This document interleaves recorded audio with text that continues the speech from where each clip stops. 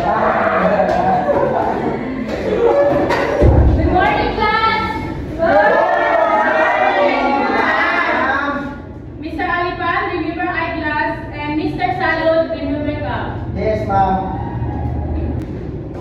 I am Rasta Ibrahim, your teacher in Science, Technology, and Society. Okay, so in your first activity, make a research or essay about how do you see a world without technology. Gets? Yes, ma'am. Okay.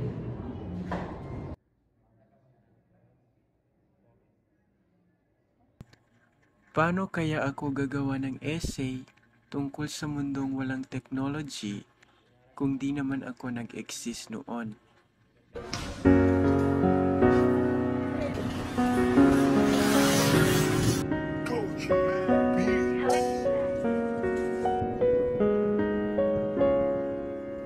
Panapanahon ang pagkakataon, may babalik pa ang kahapon.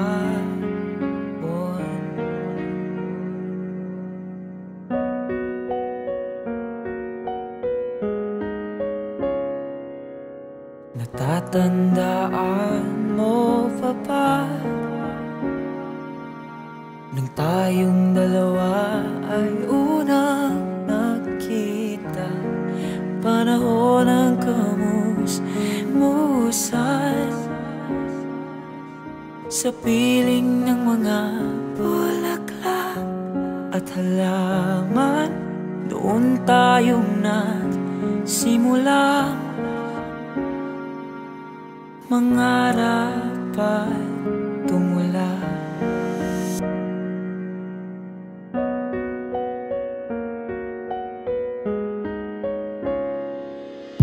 Natatandaan mo pa ba?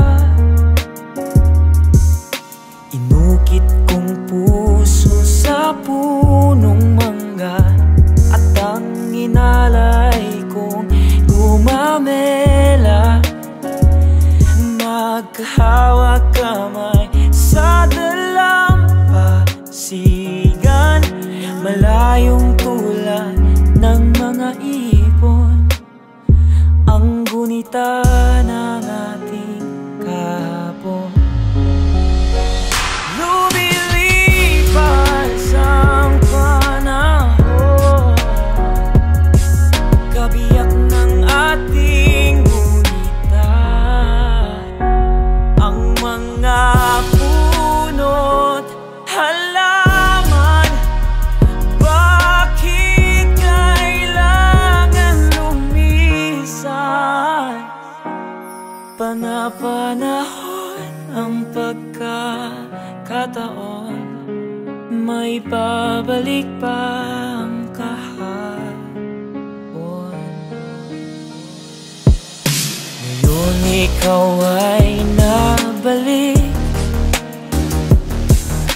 katulad ko rin ng iyong pananabik, na makita ang dating kanlunan,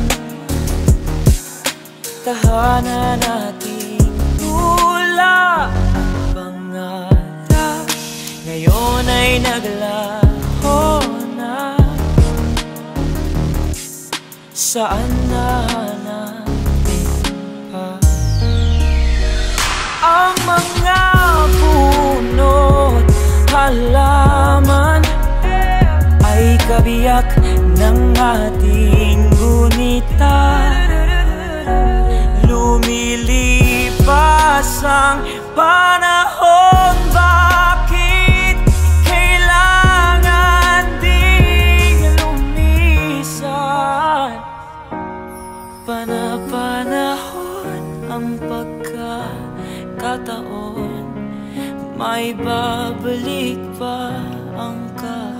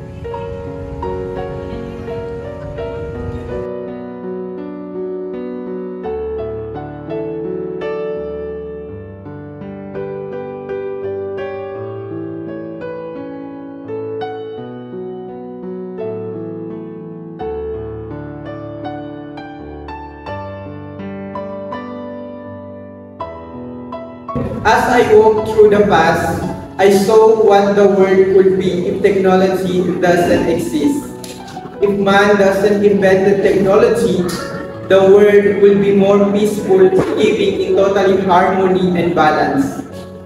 The people walk with compassion and dignity.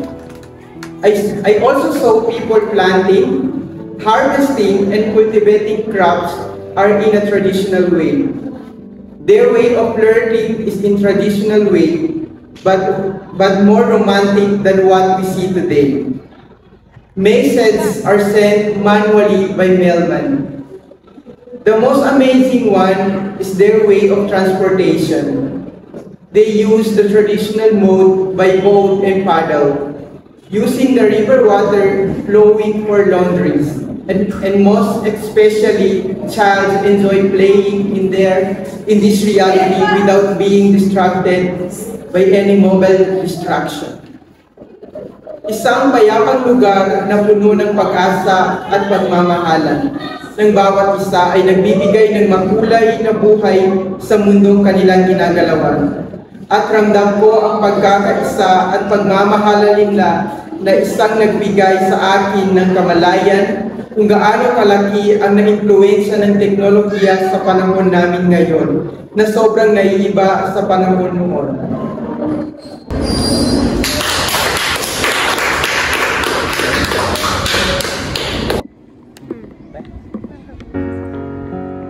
Run to the nearest school.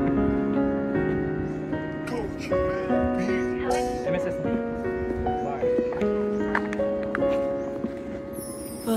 Panahon ang pagkakataon, may babalik pa ang